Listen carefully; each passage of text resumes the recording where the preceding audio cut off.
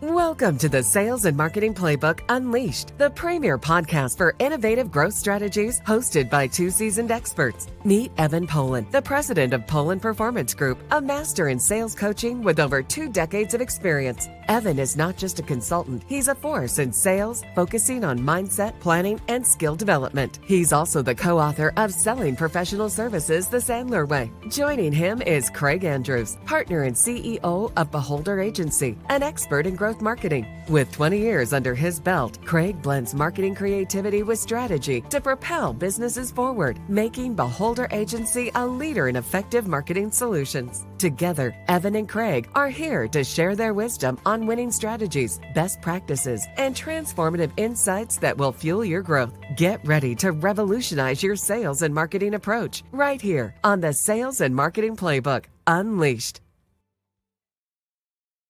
And welcome to the Sales and Marketing Playbook Unleashed. I'm Craig Andrews and my partner in crime, Evan Polin. How are you today? I'm doing great. How are you doing today, Craig? I am super excited. And here's why I'm excited.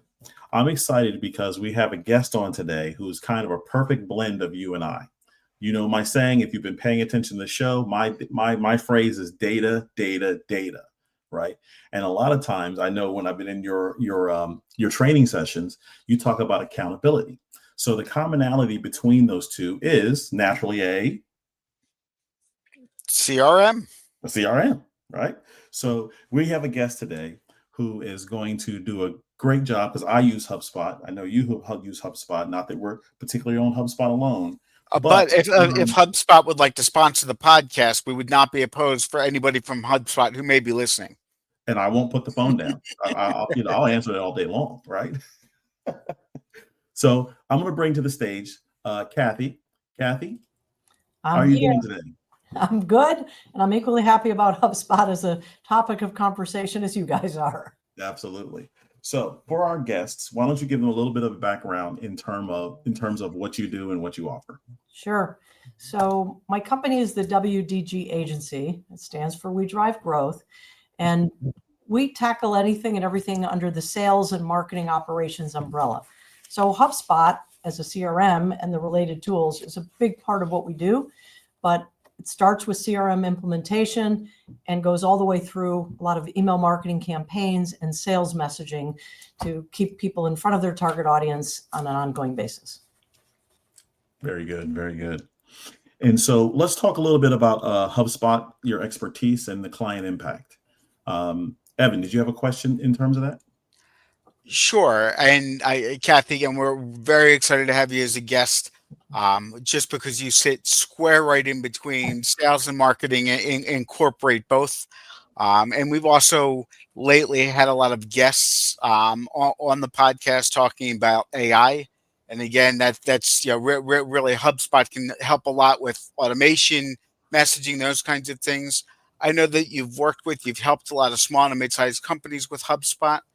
What are some of the challenges first? We'll start with the negative first in terms of some of the challenges that you've seen businesses make when they first implement a HubSpot or when they're even thinking about implementing a CRM. The biggest mistake that we see is they plunge right in and they think, oh, we can go it alone. We'll be fine. We're comfortable with software. We know how to do this. And what makes that a mistake is that HubSpot is this incredibly powerful platform, partly because it's so customizable. So if you're going to be the super admin for your account, and then you have to train other people in your company, you need to make darn sure that everything is set up in a way that everybody can operate in sync, efficiently, effectively. But the problem is if you don't have a big understanding of what you can customize and control, you can't train people properly. And then that's where you end up disappointed and frustrated because you blame it on the technology and you think, well, this platform doesn't work for us. It's not the platform. And it's more difficult for companies to do things 2 or 3 times versus, having it all set out properly the first time. Well, you could spend an inordinate amount of time trying to figure things out, as opposed to just having the setup done for you and focus on getting everybody trained, comfortable, and excited about the platform. And then you can go be productive. So we end up with a lot of companies that come to us because they have HubSpot and they've got a mess on their hands, and they know the capacity is there for it to be something that enhances their operations and helps them convert and everything else. And they just couldn't do it on their own. So that's one of the biggest mistakes. Now, I know in a lot of cases, and I've seen it before on my end, is a lot of people will get a powerful tool like this in HubSpot and they'll take all their data and they'll slap it in there. But I want to transition a little bit into strategy. Okay. In terms of the strategy, you often work with companies from 2 to 2.15 million, excuse me. Yeah. How do you balance the technology with the strategy? Because strategy is a big part of the marketing arm of this and the sales arm, to be honest with you, and making sure it works cohesively. How do you balance that when you're dealing with people in HubSpot? Well, the first thing is to make sure that they understand that you can do a lot with the technology, but the strategy has to come first. For instance, we need to know what needs to be tracked. We need to know what needs to be simplified compared to how they've been operating, whether it's just on Excel or maybe with a not so terrific CRM. We need to know what they need as an efficient process. Otherwise, there's no way to use the technology properly. So strategy first, tell us what you need. Let's figure it out. We know what questions to ask. And then we're going to set things up that works for their industry, their specific company, and so on. And for a company first starting to use HubSpot, what are a couple of ways that they can get a couple of quick wins, maybe help them get the buy-in from within their organization so that they have a good experience and start to see the value relatively quickly?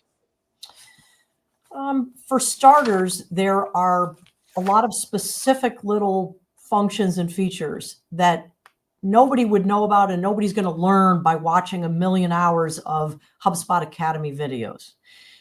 You have to be shown what's going to help your organization and your team members the most. And I'll give you a couple of simple examples. One is, if you're at the professional level with the tools, you can use automation to create tasks and create reminders. And whether it's to make sure that deals don't fall off the radar and have the deal owner notified every couple days, hey, you sent the proposal, but it's been sitting in the proposal sent stage. That's a great way to ensure that you don't have sales meetings again and again where everybody's saying, oh yeah, I better check on that one, or I'm not sure what's happening with that opportunity. So it's using the technology to make sure that everything stays on top of the radar. Another big thing that I love is playbooks. A lot of companies don't even know that playbooks is included in the sales professional tool. And I say that because it wasn't up until a couple of years ago. Used to be, that was only an enterprise level feature. Well, then they added it to Pro and you can get 5 different playbooks. Well, guess what? We see crazy discovery processes that companies are using. And maybe they're slapping questions on a Google Doc just as a guideline, or they've got literally printed documents, almost forms on their desk. And they go through the questions with a potential client, and then they have to just manually type in the answers. That's nutty. Let me interrupt you real quick, just for our audience base, because they might not follow you. Yeah. In terms of playbooks, what are playbooks? That simplicity might be what helps them trigger into the next move. Okay. Well, to me, there are a couple different types of playbooks. One is documentation. It can be scripts, especially valuable for newer employees so that they don't fumble and stumble when they get on the phone or get on a Zoom meeting. They know how to lead the conversation to gather the kind of information that will help them figure out if this buyer is a good fit for their company's products and services. The other type of playbook that I'm especially fond of is one that allows you to enter your questions instead, again, of having them on a form or a Google Doc. I saw a pretty Excel sheet the other day. It's sort of silly. What are you going to do with that? So that leads you through. You got your questions right in front of you. Question number 1, it's there on the screen. You type in your answer, you go on to the next one, and so on. And at the end, you just click a little button that says submit, and the answers and the questions are right there in that prospect's record.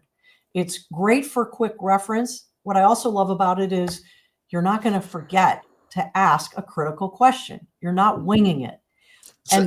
So you're trying to say for companies looking to scale, if they actually have a process and the process is in writing and their folks can follow it, that there's a chance they may be a little bit more successful.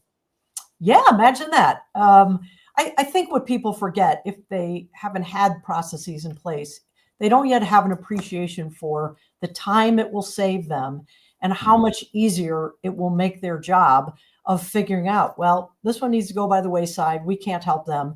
This one seems like a wonderful fit. Yeah, they say their timetable is 6 months from now. That's okay. I can be prepared to follow up in the right time period, that sort of thing. So yeah, as I hear that, yeah, I'm hearing a little Evan on my shoulder who's talking about being able to classify. I told you there was medication for that. So yeah. that little Evan is your cue to talk about how the sales part of things can work with this HubSpot example. I know you hear it. Do you want to explain to everybody in terms of how that process in the playbooks can work on the sales perspective? Yeah, I mean, what you're saying, Evan or me? Either one. Okay. So Evan, you want to jump in? first, just from a sales strategy point of view, for all of this to work, you actually have to have a playbook or have a sales strategy to put into HubSpot. HubSpot's not going to say abracadabra, here it is, this is what works for everyone. So your organization should have a way that you're qualifying and disqualifying prospects. You should know what questions you want your folks to ask and what answers they may get that may let them know this isn't a great opportunity. We should probably disqualify. What answers they might hear that let them know, yes, this is something we want to pursue. Or, and again, I know Cathy's going to talk a little bit about, the automation within HubSpot. Okay, these are the 3 boxes we need to tick as it moves from one part of the pipeline to the next part of the pipeline. So I think that companies need to have that process in place first, so that then when somebody goes to implement HubSpot, they know what they're actually putting in. They know what the playbook's going to look like. They know what the stages of the pipeline is going to look like, because much like we talk about sales and marketing needing to work together, if you don't actually have the information and the qualification that you want to input into HubSpot, HubSpot's not going to work really well if you don't know what you're tracking and what boxes you want to tick. And Cathy, maybe you want to talk a little bit about, from an implementation standpoint, what companies need to think about, and maybe some companies that you've seen that have been really successful with this, and maybe some projects that haven't gone as well because maybe things weren't as well defined. I'll give you a few examples of challenges that we've encountered recently and see periodically. So one is when it comes to a sales pipeline with your deal stages. Sometimes companies think of stages not as progressive, but just as sort of a status report. And they will create stages with names like interested but dormant, or interested but later. And that's not going to help zero in on, well, who do we think that we can make headway with right now, this month, or this quarter? So those are companies that are just trying to use the technology. They figure out technically how to use it, but there's not a process, as you mentioned earlier, Evan, or a strategy behind. How do we make sure that we are equipped in order to make everything that could possibly work well for us and the client? How do we make it happen? So when we help them set up their new stages, it kind of holds their feet to the fire. And sometimes accountability. Yeah. And because it's also make a decision. Come on, this deal has been languishing here for 4 months. Is it lost? Because if it's lost, that's okay. Make it. I love those really wimpy companies who won't put close lost and just, well, not now, or they, and it's like, right. Exactly. Come on, just yeah. And the whole thing is that one of the reasons I like it is that it forces you to focus on what can happen sooner than later. And also it sets it up so that it's okay if somebody says no now, maybe they're interested later. Great. Then set some follow-up tasks to keep in touch with this person, because you're going to just create another deal when the time is right for them to be considering engaging your services. So that's a big that's one big issue in terms of trying to. And Craig and I talk about the importance of sales and marketing working together. So if a deal is for folks who may not be HubSpot users, may not be great with CRM, still using Excel spreadsheets, in a HubSpot and a CRM, if a deal is disqualified, is there a mechanism to move somebody back into a marketing campaign so they continue to get touches and continue to be nurtured? Absolutely, because if you're dealing with big numbers of contacts, that's critical. We have a client that we work with. It's a medical clinic, and it's a very expensive service. Insurance doesn't cover it, but it doesn't mean that in a year or further down the road that they aren't going to offer a service that will work for some of these people who aren't going to move to their location today and engage in their treatments. So I'm optimist by nature. So there's always hope, especially as companies continue to develop more products and services, and they're maybe for a different audience. So you bet it's okay to move it into Lost. You just have to have your workflows, your automation and process to put them back in a specific funnel, to keep educating, as you say, to keep nurturing, to stay in touch and try again, because you never know. Everyone I know has had companies and buyers who have come back after X amount of time because now you are a good fit. They're a good fit. So as I started the show off, I talked about data. As you know, from a marketing perspective, I need to know what's working to help the sales side get more efficient opportunities. Tell us about what HubSpot can do from a marketing perspective in terms of data, in terms of touches, in terms of how campaigns are working and things of that fashion. Well, in its simplest way, if you're creating a form that you're going to put on your website to easily track how many new people have visited our website and completed a form, and now they're new leads and they're now in HubSpot. That's simple data, but it's useful.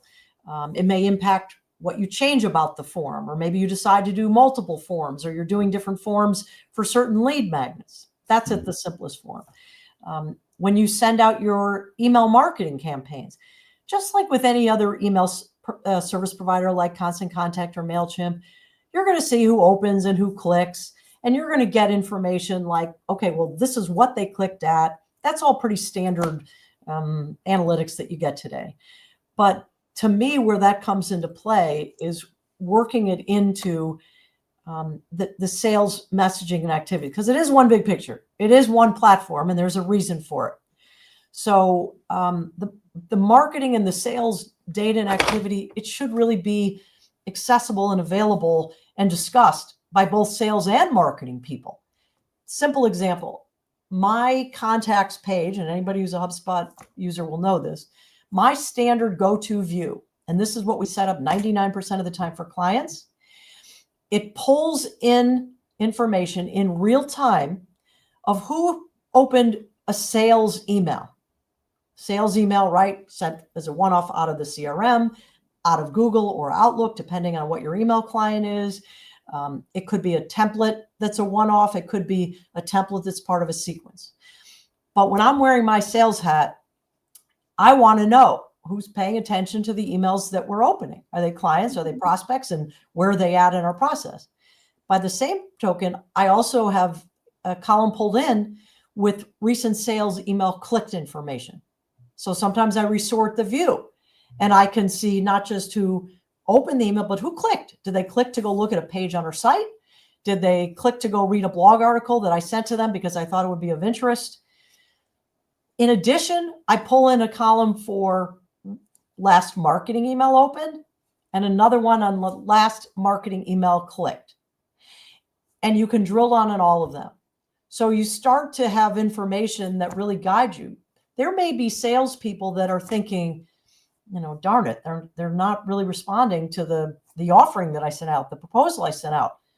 Okay, but isn't that interesting that they are reading articles about your services that are coming out as marketing emails? Maybe they're not ready to keep talking. They want to be a little more invisible, but they're still demonstrating an interest. Mm-hmm. So I think this is all part of effectively using the platform and making it easier for users. Marketing people need to have the insights and salespeople need to have the insights. It helps everybody in the end. Yep. And what I'll say is, what do I say, Evan? We are the playbook. We give you the insights and the details to help you grow your business. And that's why we brought in Cathy to explain another tool that'll help your sales and marketing, because I believe it's the backbone of a business, any business. You can say what you want about all the engineering and innovation and stuff like that. If you can't sell and you can't market, nobody cares you exist. That's a fact. Right. Yeah. You can have the best product that nobody knows about, nobody's ever used. Right. Right. So we are the playbook, and we bring here Cathy. Cathy, here's your chance. Think about it for a second while Evan and I do some plugging stuff. You're going to leave them with 3 tips that they need to remember when they leave the playbook. Okay. And while you think about it, Evan, why don't you give everybody an idea who we are and what we do, where they can see us in the 9.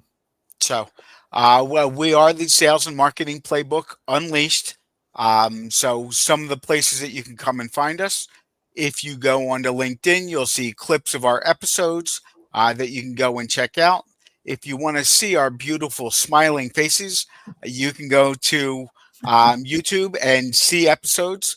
You can also go to Spotify, Apple, wherever you get your favorite podcasts. Ours is there. Please like, follow, subscribe. Check out our episodes. We have a couple of great guests coming up, as well as some content to try to drive you through the end of the year. Make sure that you're able to crush those goals between now and the end of the year.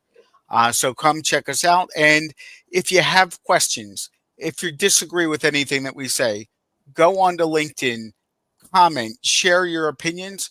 We'd love to engage with you. Awesome. So Cathy, if you can first, let everybody know how they can reach you, how they can contact you, and then give us your top 3. Okay. So again, Cathy Cain-Blank. My company is the WDG Agency. And you can send me an email, cathyc@thewdgagency.com. When you get to the site, you can also at the wdgagency.com just click on one of the buttons that says schedule a meeting with me. I am always happy to meet with anybody about HubSpot, look at their account, make some suggestions, and leave them in a better place. So don't hesitate to reach out if you have HubSpot headaches or frustrations. I guarantee I can make some of them go away within an hour. All right. Okay. And my 3 specific tips to share, I'd say this, again, reiterating, it really doesn't matter what the technology is. Don't go it alone. So many SaaS tools are set up with partners, right? Who specialize, who know the platform inside and out. Make use of their services and their insight and their experience and their expertise. Otherwise, you're never going to get a full ROI on your investment in the platform. And HubSpot in particular is very expensive, among the most. In addition, you're going to struggle and you're going to pay more over time. The second thing is be prepared to use as many of the tools as possible. Years ago, I read a quote that said, we all use maybe 25% of software that we're paying for. Well, again, a partner will help you get past that. But there are bound to be tools within the platform that you're overlooking, and it could make a big difference in your operations and your efficiency, and ultimately in growing and generating more business. The other thing is you kind of have to require your users to follow the process, and they have to accept the training, and just know that they're going to be uncomfortable at first, whether they're coming off of Excel or another platform, or maybe they just feel like, I don't want to feel like everybody has visibility into what I'm doing. But it's also beneficial to have your colleagues in the same place, because then you can communicate and help one another. What works for them may also work for you. So if you don't, sort of play in the same sandbox and talk about the toys you've got in there, you're making things harder on yourself.